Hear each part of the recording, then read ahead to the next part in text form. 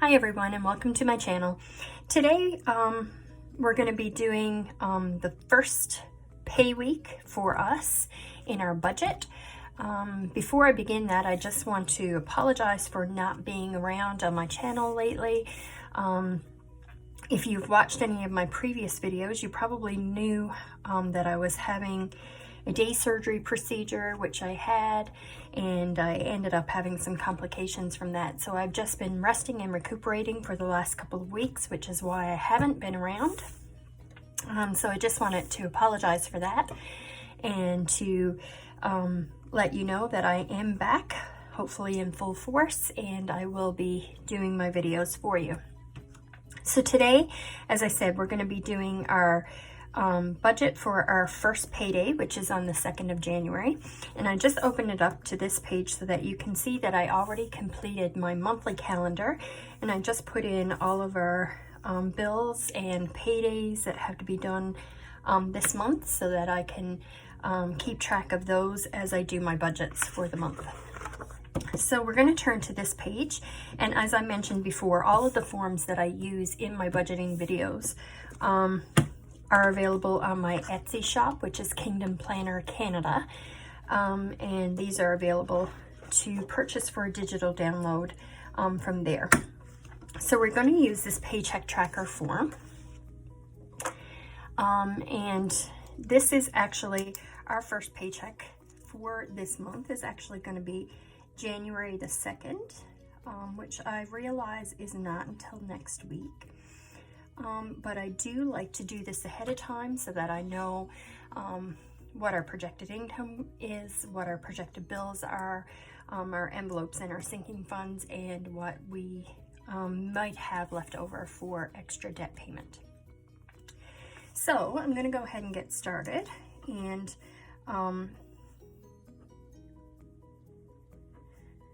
our salaries for this time, they don't change a whole lot. They have been changing a little bit as of late, not by very much, just a couple of dollars here and there. So I usually just budget off of what we normally get, which is these two amounts.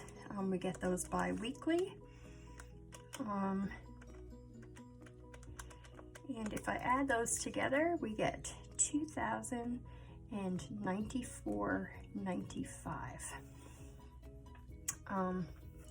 So then we'll move ahead to our bills on this form, and we do have cell phones that need to be paid, and budgeting $100 for those.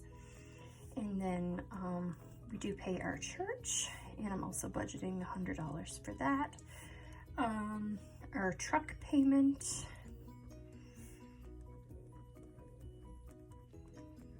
our car payment,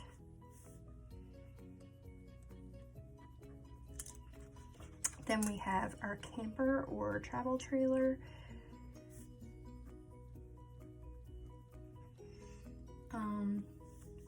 we do like to leave a cushion in our bank account. So if you're new to watching my channel, we do operate on kind of a Dave Ramsey type budget, and so it's a zero-based budget.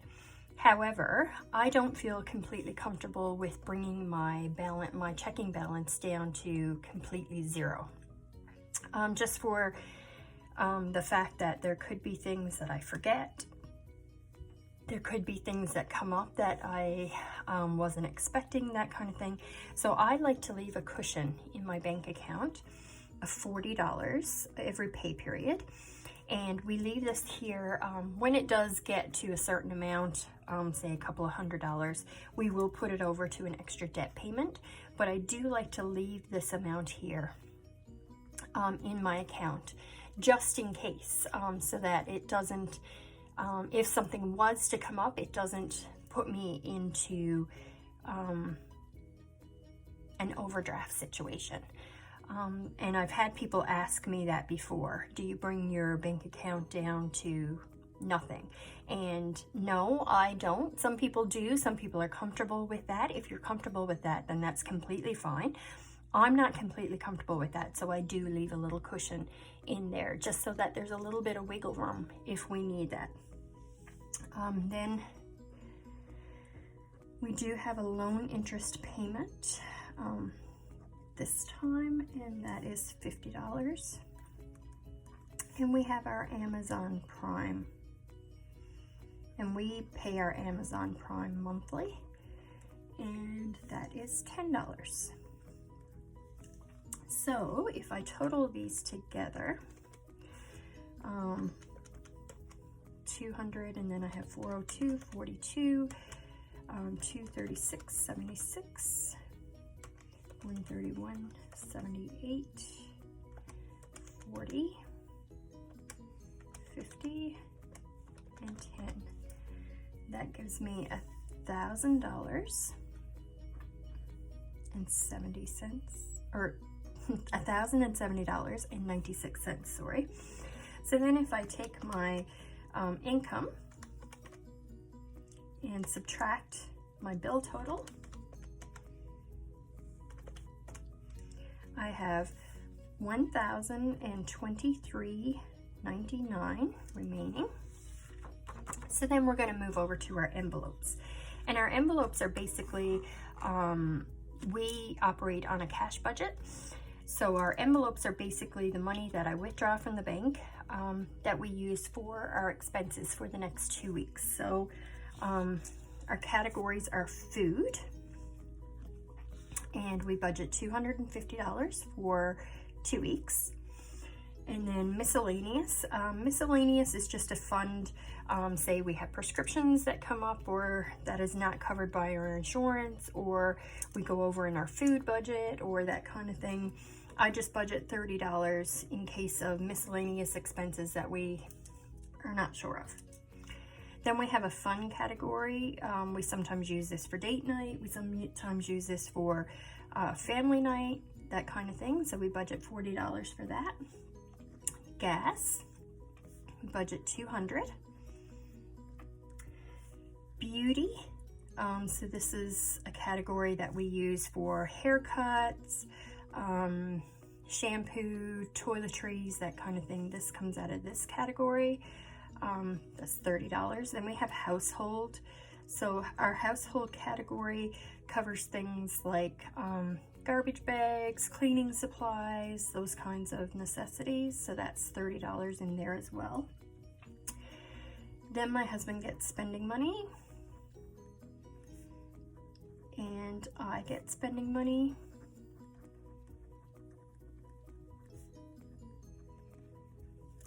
And that doesn't look like a whole lot, but it's been working for us, so we've left it like that. It's just we only really use this money if we want to buy something personally. So for me, I enjoy coffee, so if I want to buy coffee, I just take it out of my spending money. Or if we went to the bookstore and we wanted to buy a book, take it out of that money, that kind of thing. So it's just so you're not tempted to dip into other funds and that kind of thing. So if I total these up,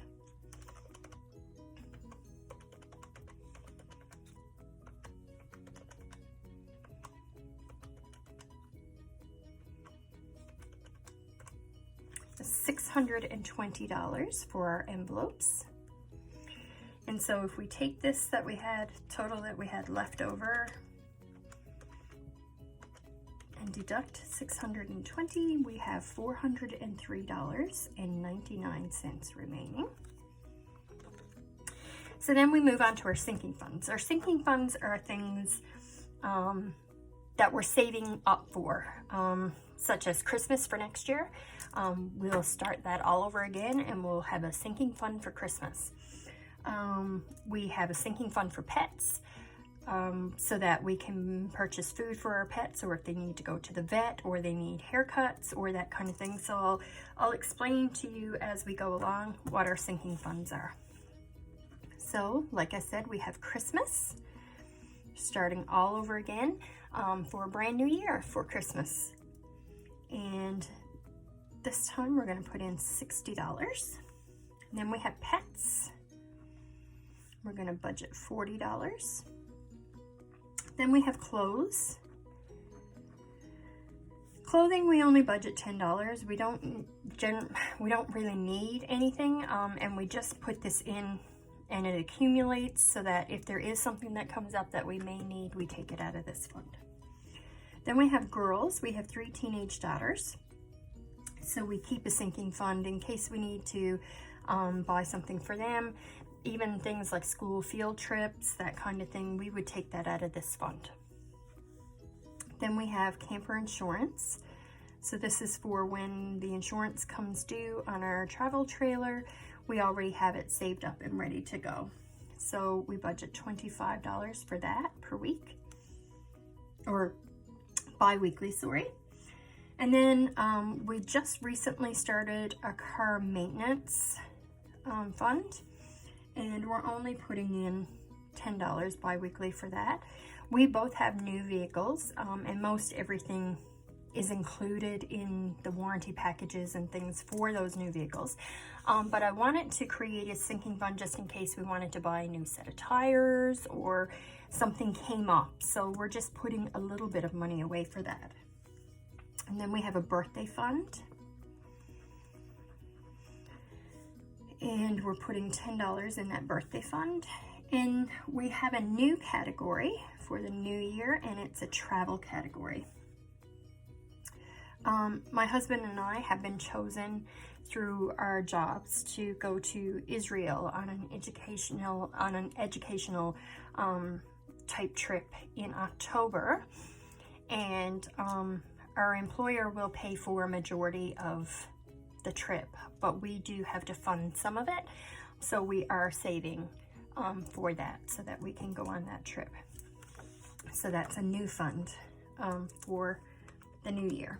So we'll add these together and see what we come up with.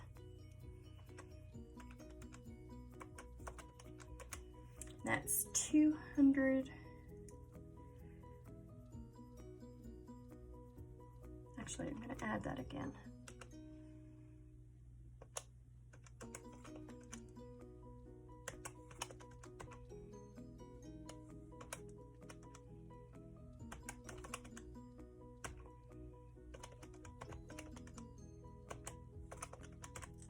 $245 for a sinking fund. And so that means leftover. We have $403.99 and $245. So we have $158.99 left over.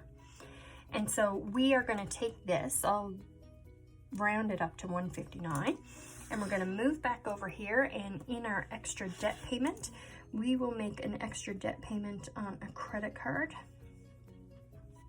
and we'll put that full amount towards that debt. So that's $159 towards that debt payment, which is an excellent start for this new year that we have that to put over. So that's our budget for this coming pay period. And when we get paid on the 2nd, I will come back and do another video, and we will do our cash envelope breakdown. And after I do the cash envelope breakdown, I will also, trying to see if I have some here, I will also fill out one of these, which is basically a small version of the cash breakdown. And I take this with me to the bank. This is basically a bank teller slip. I give it to the bank teller, and she gives me the denominations that I specify. So I'll come back and do that on the 2nd of January, so be watching for that video. I hope you enjoyed this video. If you have any questions or comments, by all means leave them down below. If you have any questions about the budgeting that I'm doing, leave those down below and I'd be happy to help you out. If you haven't done so already, subscribe to my video and give this video a thumbs up if you enjoyed it, and I hope to see you again in my next video. Thanks!